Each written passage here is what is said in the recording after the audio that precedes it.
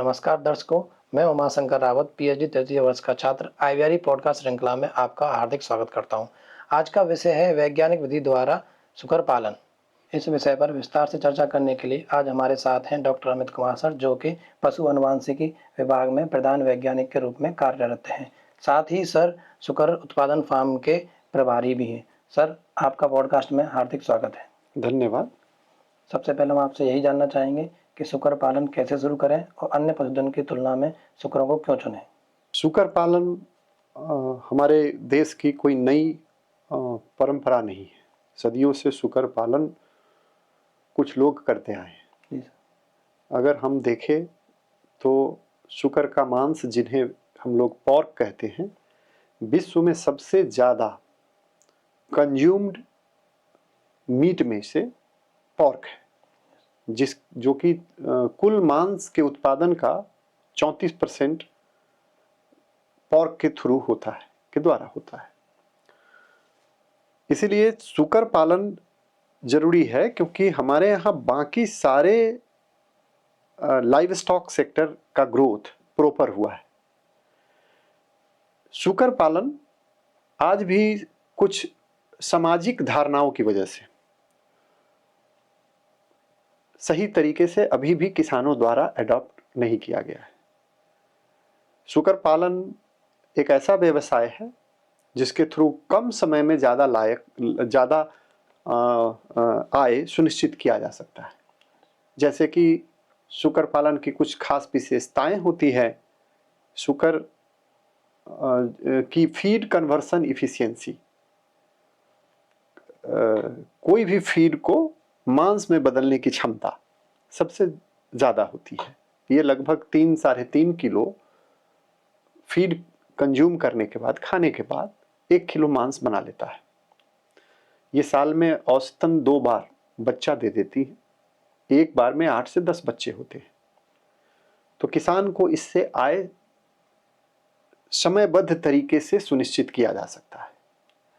और चूंकि अभी तक ये बड़े स्केल पे, इंडस्ट्री स्केल पे इंडिया में आया नहीं है और आ रहा है, तो भविष्य में मांस निर्यात के दृष्टिकोण से भी भारत की जीडीपी में ये महत्वपूर्ण तरीके से अपनी योगदान दे सकता है। सर, मेरा अगला प्रश्न ये है कि सुकर पालन अन्य पशुधन पालन की तुलना में अधिक चुनौतियों का सामना क्यों करता है और इसके समाधान क्या है? जैसा कि हमने आपको बताया कि सुकर पालन की सामाजिक स्वीकार्यता सबसे बड़ा प्रश्न रहा है। प्रायः ग्रामीण क्षेत्रों में सुकर पालन जिन लोगों ने किया था, उस दौरान ज़्यादातर सुकर पालन गंदगी भरे क्षेत्रों में किया था और ये एक अवधारणा बन गई कि सुकर मैला खा करके पलने वाला जानवर है। जबकि इसके विपरीत जितनी भी विकसित देश है जहाँ पे सुकर पालन वैज्ञानिक तरीके से की गई, वहाँ इसे गंदगी पे आधारित पशुपालन नहीं माना गया है। तो इस अवधारणा की वजह से ज़्यादातर हिंदुस्तानियों के दिमाग में ये बैठ गया कि ये एक गंदगी में पलने वाली जानवर है। दूसरा है कि जब सुकर कुछ लोगों ने वैज्ञानिक तरीके से भी पाला, तो उसकी मार्केटिंग कहाँ करें, उसकी बिक्री कहाँ हो, इसका एक रोबस्ट मजबूत मार्केट नहीं मिल पा रहा था, जो कि आज के दौर में नहीं रहा ऐसी स्थिति। आज के दौर में सुकर पालन करने वाले जितने भी किसान हैं, डोमेस्टिक कंजम्पशन, घरेलू उपभोक्ता के अलावा जो विदेश में इसकी निर्यात है वो भी बढ़ा है और भारत से पॉर्क बाहर भी जा रहा है आज के दिनों में। उसका सबसे बढ़िया उदाहरण है नॉर्थ ईस्ट, जहाँ पे आज के दौर में 50% से ज़्यादा सुकर वहीं पलते हैं। हालांकि अभी अन्य राज्य भी कोशिश कर रहे हैं कि नॉर्थ ईस्ट की तरह सुकर पालन को अपनी कृषि व्यवस्था में सम्मिलित करें। तो ये 2 मुख्य कारण थे जिसकी वजह से सुकर पालन की प्रगति धीमी रही।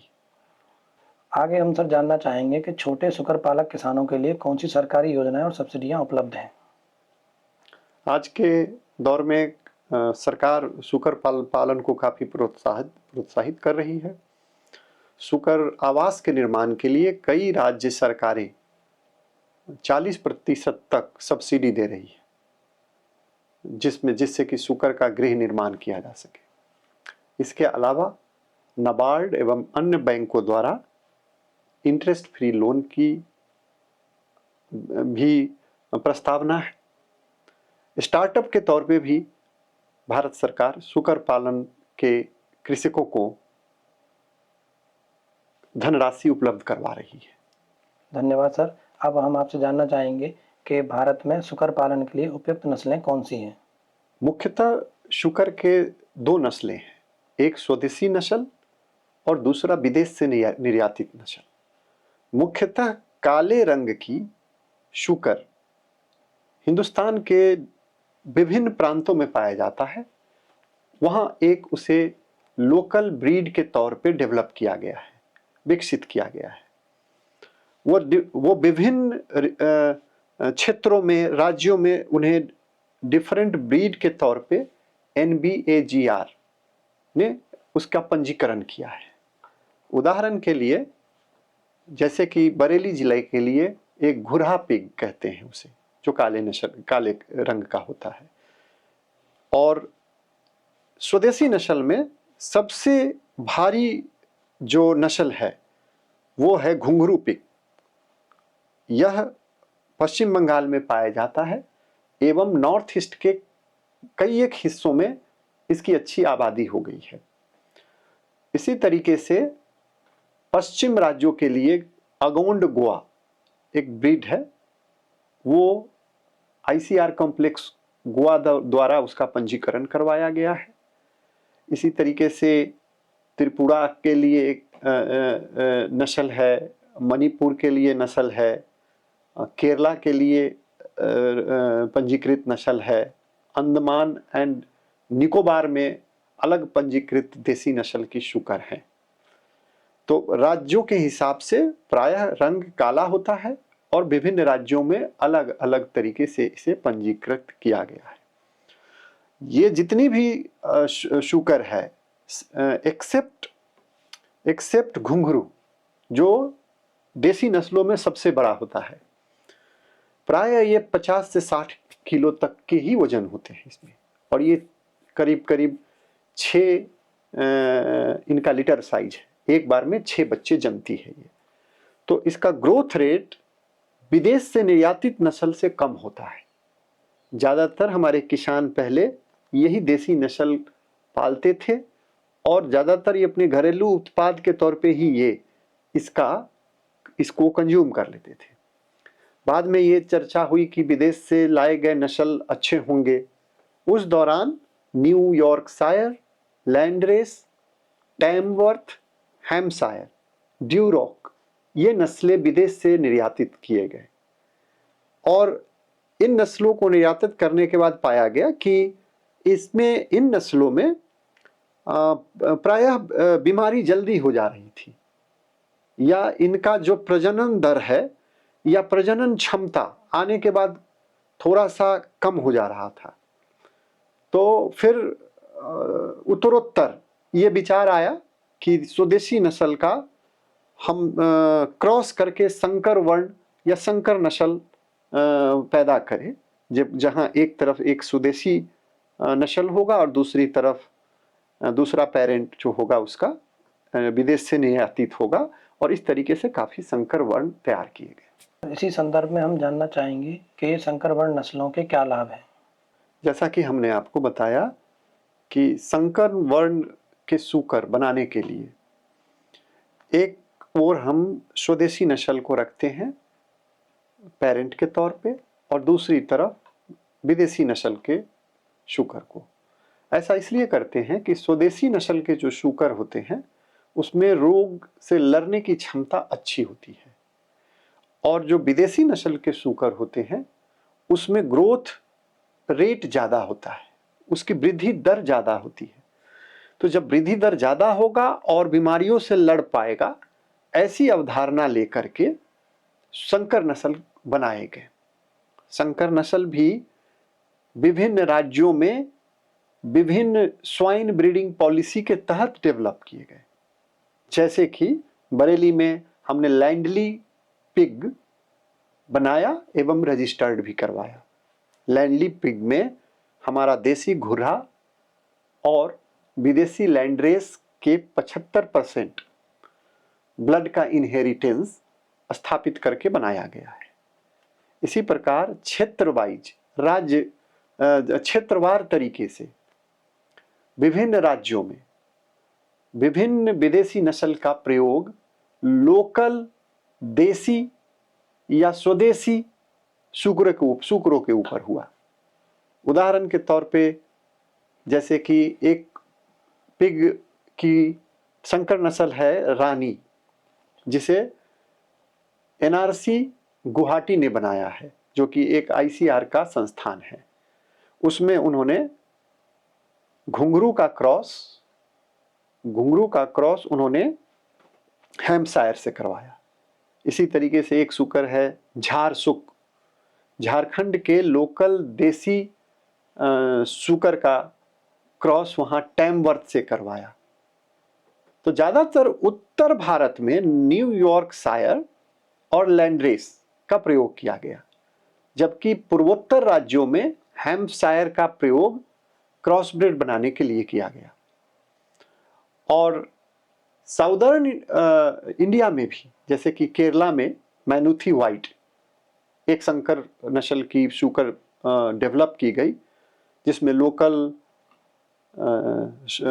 स्वदेशी सूकर का क्रॉस न्यूयॉर्क शायर के साथ किया गया और वो डेवलप। इसका मुख्य उद्देश्य था किसान को रोग रहित अच्छे वृद्धि दर वाले संकर नस्ल उपलब्ध करवाना, जिससे कि उनकी आय बढ़ सके। सर, इसी दिशा में हम जानना चाहेंगे कि एक छोटे सुकर फार्म की स्थापना में लगभग कितना खर्च आता है? यह निर्भर करता है कि किसान कितना सूकर पालना चाहता है, उसके पास कितनी रिसोर्सेज है। उदाहरण के लिए, अगर कोई 12 मादा और 2 नर की यूनिट की शुरुआत करता है, तो उसे ब्रीडिंग एज में इन सूकरों को खरीदने में तकरीबन 80,000 से 1 लाख रुपए तक की लागत आएगी। लेकिन एक साल में ये यूनिट करीब 160 से 180 सूकर के बच्चे को जन्म देगी। जैसा कि हमने पहले बताया था, इसकी वृद्धि दर काफी संतोषजनक होती है। ये 3 से 3.5 किलो दाना खाने के बाद 1 किलो मीट बना लेती है। तो 6 से 8 महीने में ये तकरीबन 70 से 80 किलो का हो जाता है, और वही इसके विक्रय करने की उचित उम्र होती है। ऐसे उम्र में अगर वो बिक्री करेंगे तो किसान को सबसे ज़्यादा फायदा होगा। कुल खर्च का तकरीबन 60% खाने पे खर्च होता है, बाकी 40% में जो लेबर कॉस्ट है, सैनिटेशन का खर्चा है या ट्रांसपोर्टेशन का खर्चा है, ये आता है। तो शुरुआत के लिए 12 मादा और 2 नर की यूनिट एक मध्यम वर्गीय परिवार के लिए उचित होता है।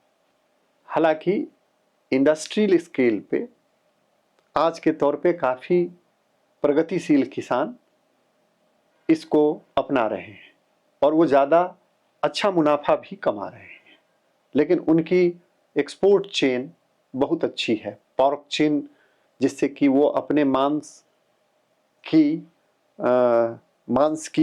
निर्यात दूसरे राज्यों में कर पा रहे हैं या विदेशों तक कर पा रहे हैं।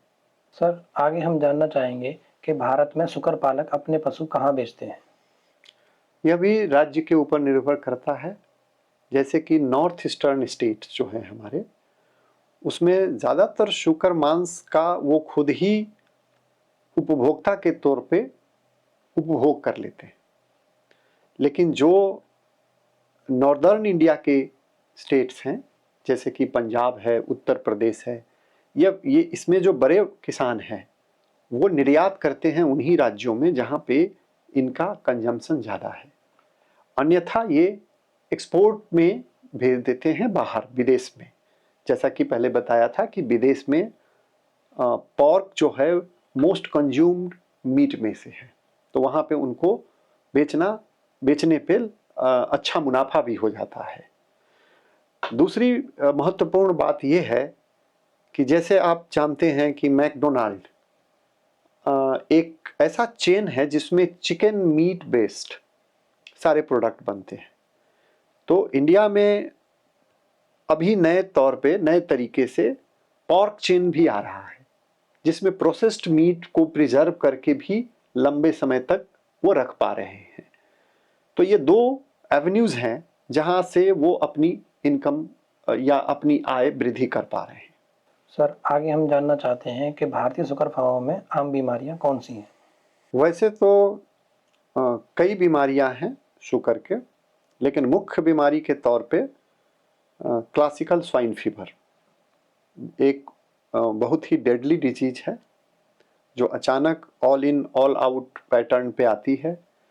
और अगर आपके शुगर फार्म पे टीकाकृत शुगर नहीं रखे हैं तो उन फार्म को वो काफ़ी नुकसान पहुंचाती है।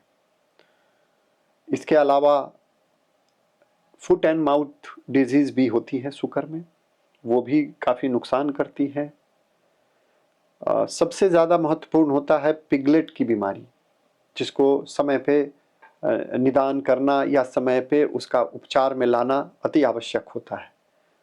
पिगलेट डायरिया जो कि विभिन्न कारणों से हो सकती है, उसकी रोकथाम अत्यंत आवश्यक है।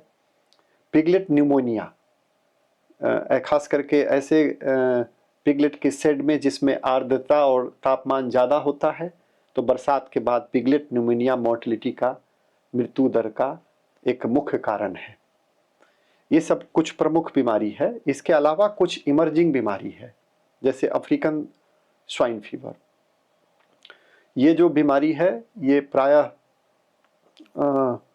क्लासिकल स्वाइन फीवर की तरह ही इमर्ज हुआ, रिसेंटली आया, और आज के दिन में ये इसलिए भयावह है कि इसका कोई भी टीका उपलब्ध नहीं है, जिसकी वजह से केवल जैव सुरक्षा के माध्यम से ही इस बीमारी को नियंत्रित करने का प्रावधान है। किसान को जैव सुरक्षा के बारे में संपूर्ण जानकारी होनी चाहिए। हर शुगर फार्म पे जैव सुरक्षा के प्राथमिक तौर पर आप चूना जो होता है ना, चूना क्विक लाइम, उसका छिड़काव करें शेड के बाहर। आने वाले कोई भी आगंतुक को अंदर प्रवेश करने से रोके जब तक कि यह नितांत आवश्यक न हो उसका अंदर जाना। अगर नितांत आवश्यक है तो फुटपाथ प्रायः फिनाइल का होता है, एक फुटपाथ बनाते हैं एंट्री पॉइंट पे, वो होना चाहिए। ये ख्याल रखना चाहिए कि बाहर से कोई भी मांसाहारी पक्षी अपना बीट अंदर ना करे, यथासंभव ऐसी कोई व्यवस्था ना होने दे जिससे कि बाहरी पक्षियों का आगमन हो और वो बीमारी लेके अंदर पहुंचे। जैव सुरक्षा एक ऐसी कड़ी है जिसके टूटने से आगे बीमारी फैलने की संभावना बनी रहेगी। धन्यवाद सर। अब हम जानना चाहेंगे कि सर, प्रजनन कब शुरू करना चाहिए और उसकी क्या रणनीतियाँ होनी चाहिए? प्रजनन एक बहुत महत्वपूर्ण बिंदु है एक सफल व्यवसाय के तौर पे शुकर पालन को अपनाने के लिए।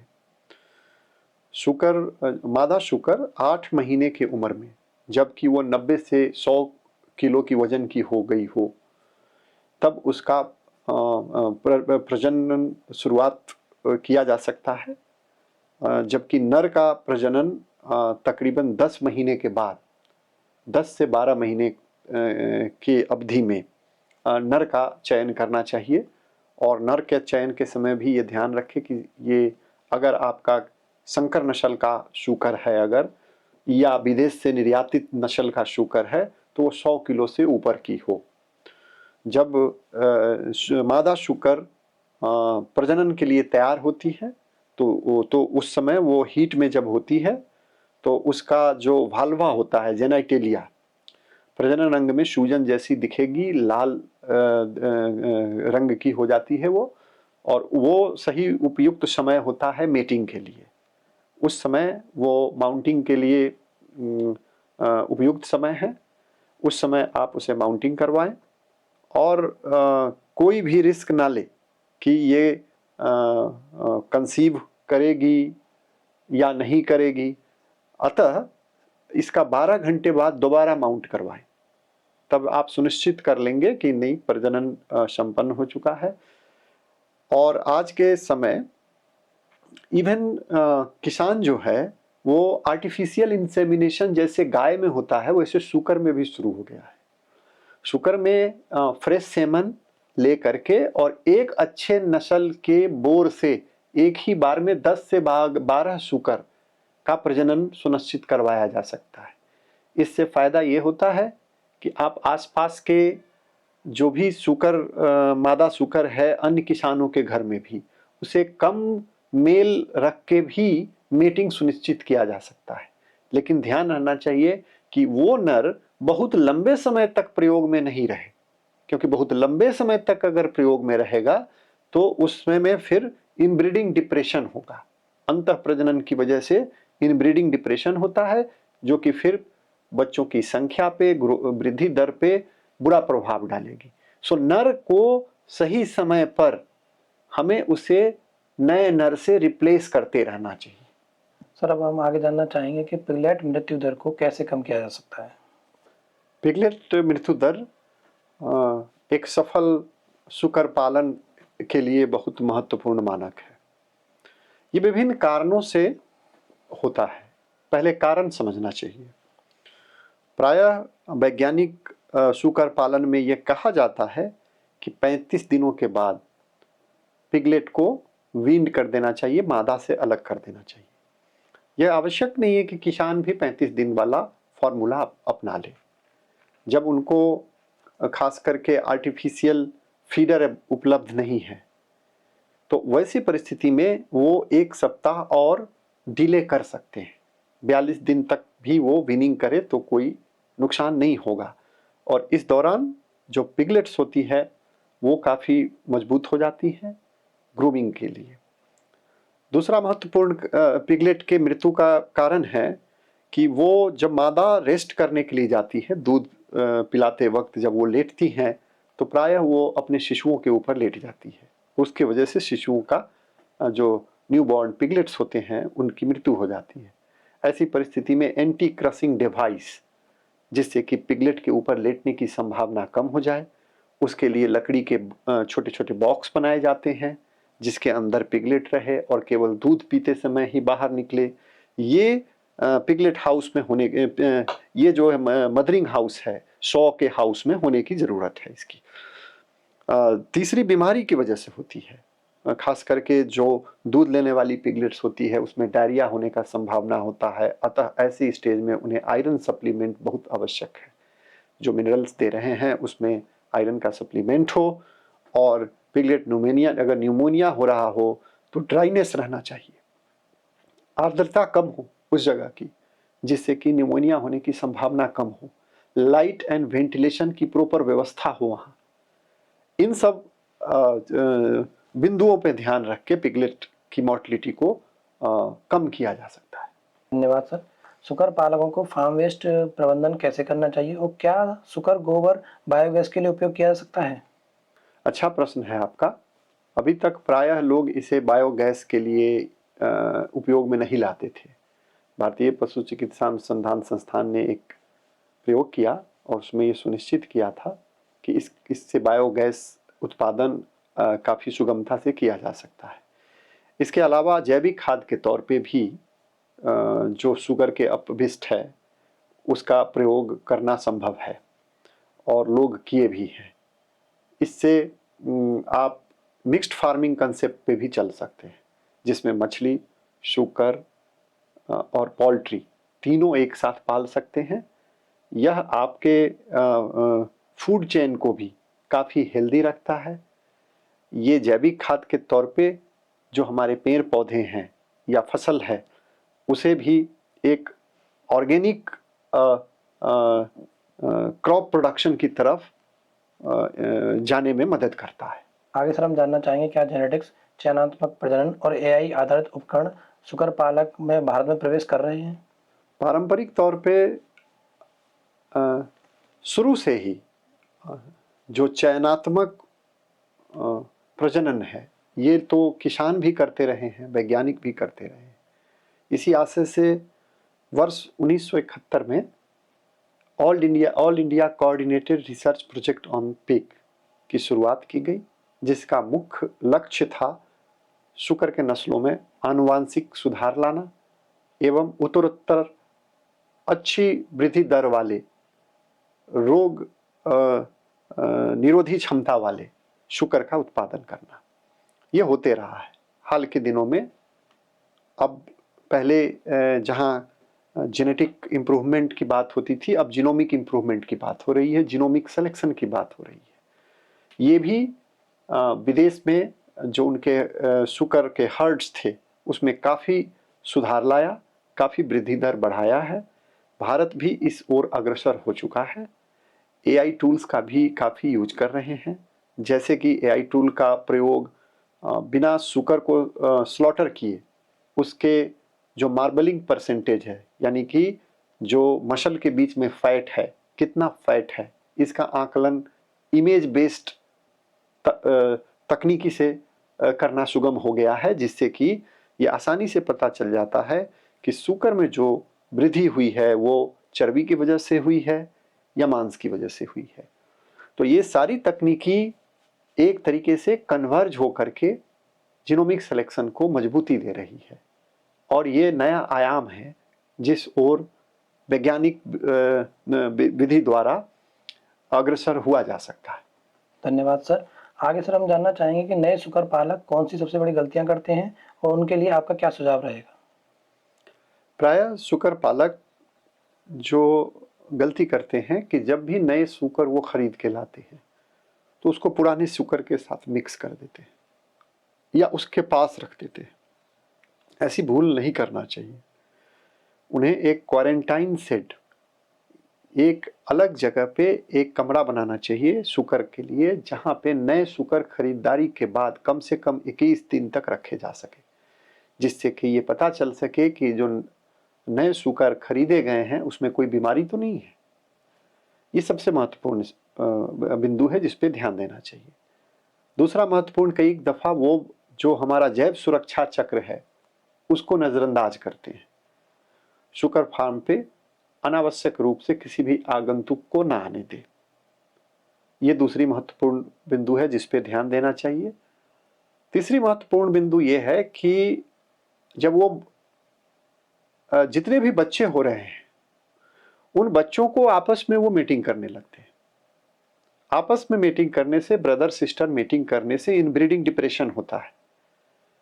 एक समय के बाद बच्चे की संख्या कम हो जाती है। अतः नितांत आवश्यक है कि जो नर है उसका बदलाव होता रहे और इवन अगर संभव हो तो कुछ नए मादा खरीदे जाएं। खरीदने से इसलिए बचते हैं किसान कि उन्हें लगता है कि कोई बीमार जानवर आ जाएगा या बीमार शुकर खरीद लाएंगे, लेकिन इससे बचा नहीं जा सकता है। आपको खरीदने ही पड़ेंगे जिससे कि आप इनब्रीडिंग डिप्रेशन कम कर सके। ये कुछ महत्वपूर्ण चीजें हैं जिस पे ध्यान देना चाहिए। इसके अलावा एक सफल शुकर पालन के लिए रिकॉर्ड कीपिंग बहुत जरूरी है। कब कौन सा बीमारी हुआ था, कब इसकी टीका हुई थी, जैसे टीकाकरण, अगर वो टीकाकरण नहीं करेंगे तो स्वाइन फीवर की टीका बहुत महत्वपूर्ण टीका है जिसको लगना चाहिए समय पे। एफएमडी वैक्सीन का टीका लगना चाहिए। डायरिया किन कारण से हुआ है वो उसको जानना और समझना जरूरी है। डाइट में मिनरल मिक्सचर देते रहना चाहिए। ये सब कुछ आम चीज हैं जिनको फार्म प्रैक्टिसेस में लाए बिना सफल शुकर पालन किया जाना संभव नहीं हो पाएगा। धन्यवाद सर। सर पूरी चर्चा में हमारे साथ जुड़े रहने के लिए और हमारे साथ महत्वपूर्ण जानकारी साझा करने के लिए आपका बहुत बहुत धन्यवाद। धन्यवाद डॉक्टर रावत। श्रोताओं का भी धन्यवाद कि आपने आईवीआरई के इस पॉडकास्ट को सुना। आशा करते हैं कि सुकर पालन से संबंधित जो भी जानकारी आज आपको प्राप्त हुई वो आपके लिए अत्यंत उपयोगी सिद्ध होगी। इसी प्रकार की और जानकारियों के लिए जुड़े रहें आईवीआरई पॉडकास्ट से। धन्यवाद।